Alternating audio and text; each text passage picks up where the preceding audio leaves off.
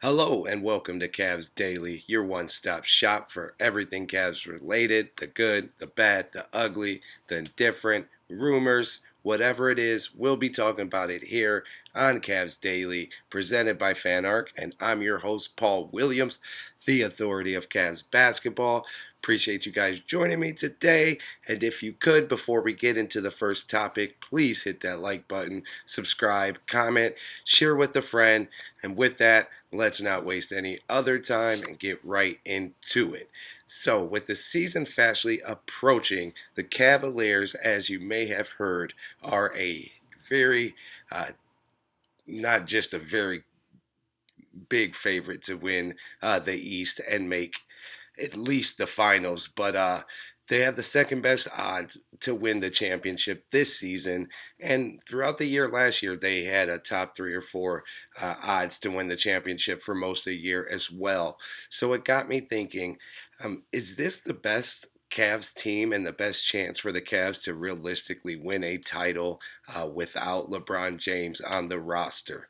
And while it might seem like an obvious yes to some, if you really go back and look into Cavs history, it's not that obvious. The Cavs have had some other really good teams that, for one reason or another, were not able to get over the hump, but they were still real contenders at the time and had a real chance to win a championship. So while I think the 24-25 and now the 25-26 version very well may be the best non-LeBron Cavs team of all time, I don't think that's a given at all. And we're going to go through some of the teams that might give this roster a run for their money, starting with the 1975-1976 Cavs version, the Miracle in Richfield, the team that, despite only being 6 years in at the time, were able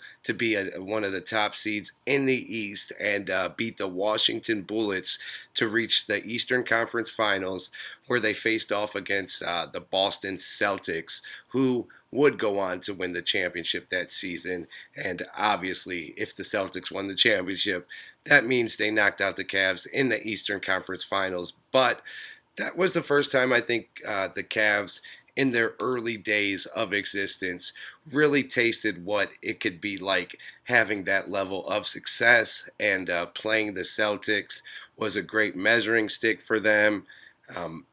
I do believe, even though I wasn't there, that if they beat the Celtics, they would have had a great chance to win the finals that season. So you definitely can't downplay that.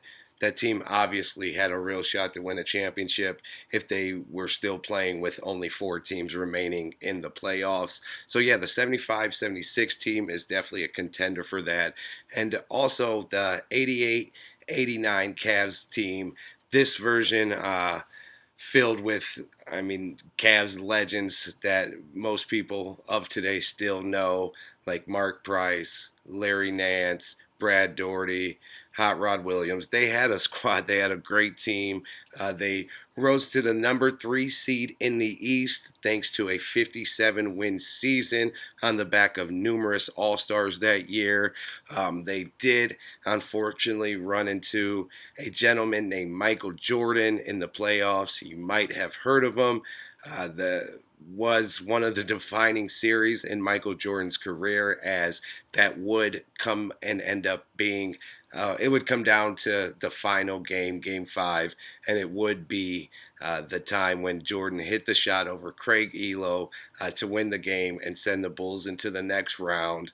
If Jordan doesn't hit that shot, the Cavs are moving on, and they now are in position to possibly make a run for a title. So even though they didn't get as far as the 75-76 team who made the Eastern Conference Finals, the Cavs still had a real shot that season, finishing with one of the top records in the league and just being a dominant force throughout the entire season. Unfortunately, they ran into a guy who would later on entrench himself as what many still say to this day is the best player of all time.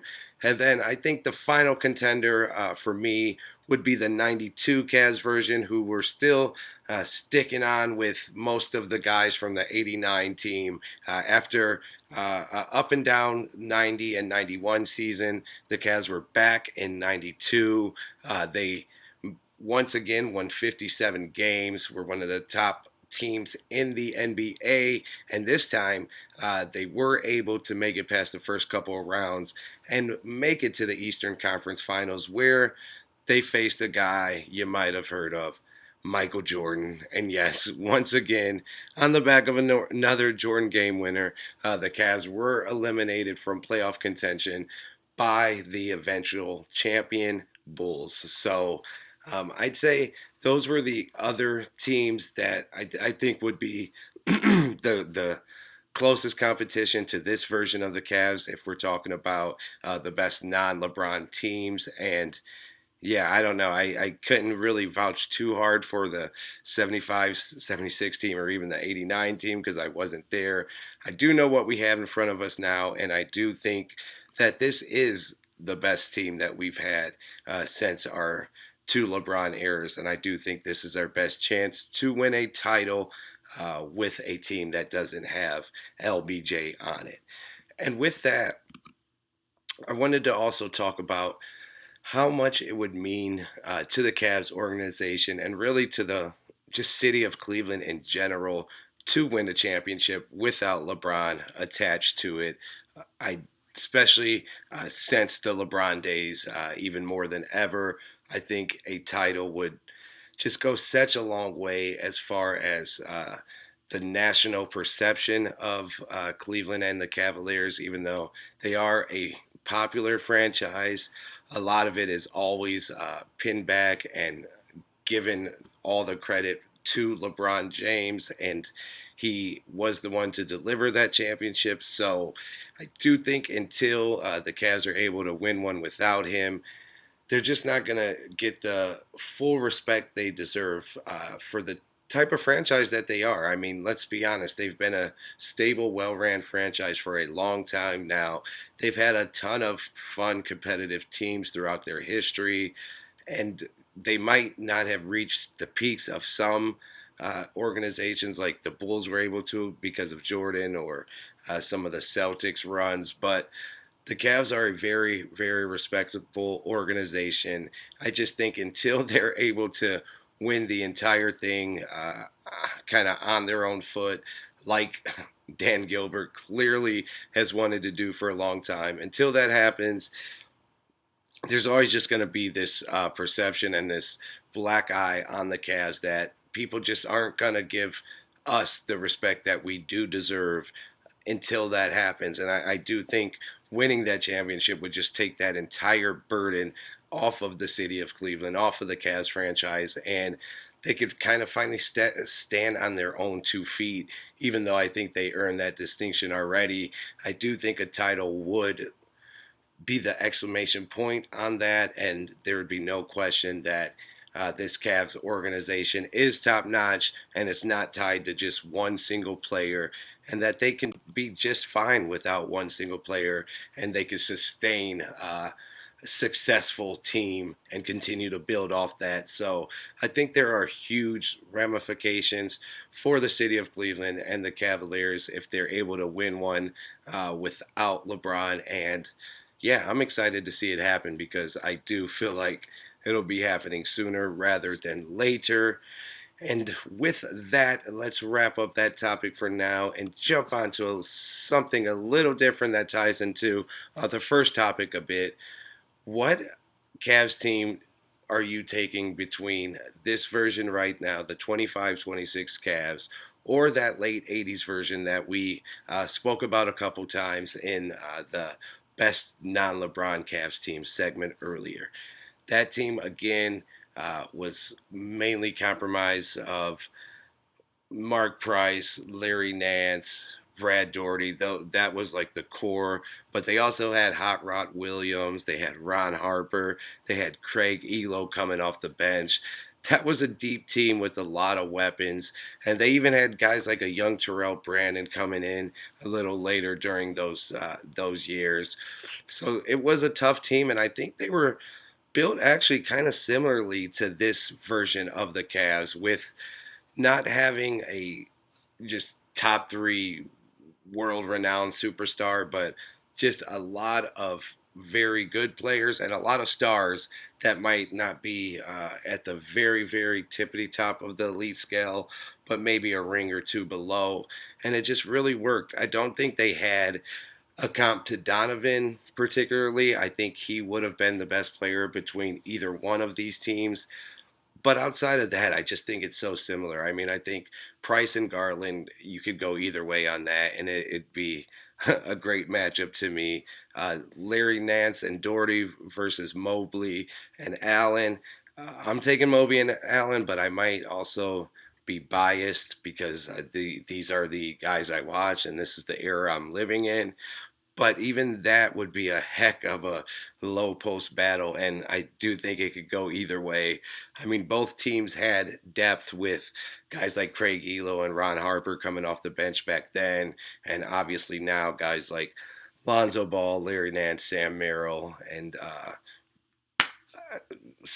more guys than that coming off of our bench now. But I think it's unfair if I name the whole roster we currently have and don't do the same for the 80s team. But just from looking at the main guys and the main rotation pieces, I do think it's a pretty even matchup, but excuse me, at the end of the day, I would have to go with this 2025 version of the Cavs. I think the star power of Donovan Mitchell would be the difference, and I think he's the one that would really set this team apart and bring it home if they were able to ever step on court against each other, which is obviously not going to happen.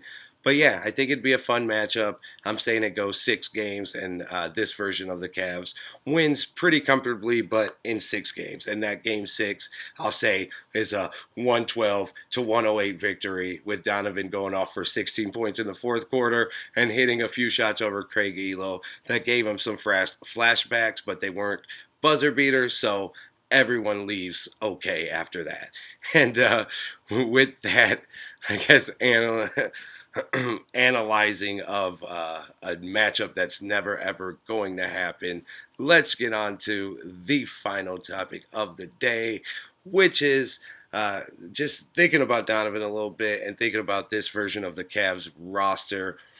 How different would it look and would it feel if, when we traded for Donovan a few years back, instead of adding in Lauri Markkanen going to the Jazz, what if we would have put Jared Allen in that spot?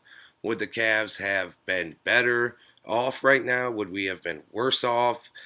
I know the first year after the trade, Markkinen had the game of his life and really just played so far out of what he had shown the previous 6 years of his career that it seemed like a bit of an anomaly. But he did have a great year. He averaged over 25 points and 8 rebounds a game, and really became a rising star in the NBA, even though he had been around for a little while. Meanwhile, Jared Allen was solid once again, like he always is, but he was at best the fourth option on a very deep team in comparison to Markkanen being the number one option on a very bad team that just needed guys that knew how to put the ball in the hoop. So you can't just go off of stats.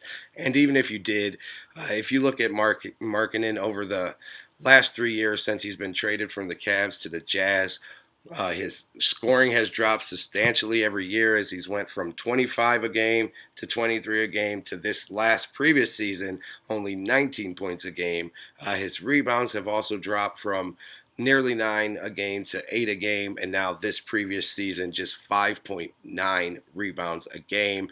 As a nearly 7-footer, that obviously isn't a good look for him, especially when he's playing pretty big minutes. He also averaged less than 2 assists, less than 1 steal a game, and less than 1 rebound a game. So while his stats looked great in that first year, and it looked like he might have really had that breakout into stardom, I think that had more to do with the desperate team he had around him and the fact that they had no choice but to continuously put the ball in his hands. Meanwhile, Jared Allen was just doing the dirty work and doing whatever he could and whatever he needed to do to help the Cavs actually win and build this winning culture, which we now are all taking part in. So I don't think statistically it's a fair comparison, but me personally, I don't regret it at all. I think Jared Allen does fit perfectly with this Cavs team and what we do. And I don't know if Markkinen would have fit the same. He would have probably forced Mobley to play predominantly at the center position, which Mobley just doesn't love to do. And I think he sometimes thrives being able to at least put in a decent amount of his time at the power forward position with Allen at the center, and then just play center sparingly when he needs to. So I think with that part of it as well, it's in the Cavs' favor to have kept Jared Allen. So I'm glad they did. I don't regret losing Markkinen, even though he did go off for a great year a few years back. I didn't think it was the real description of what we're going to see from him the rest of his career. Seemed like more fool's gold, and the last two seasons kind of have proven that. And even with him putting up these numbers, wins aren't coming along with that. So I'm going to stick with what the Cavs did. I'm happy with it, and yeah, with that comes the end of this episode. I hope you guys are happy with this episode, and yeah, I hope you'll join me again tomorrow and the day after that and the day after that. Until then, I appreciate you guys. One more time, please like, subscribe, and I will talk to you guys later.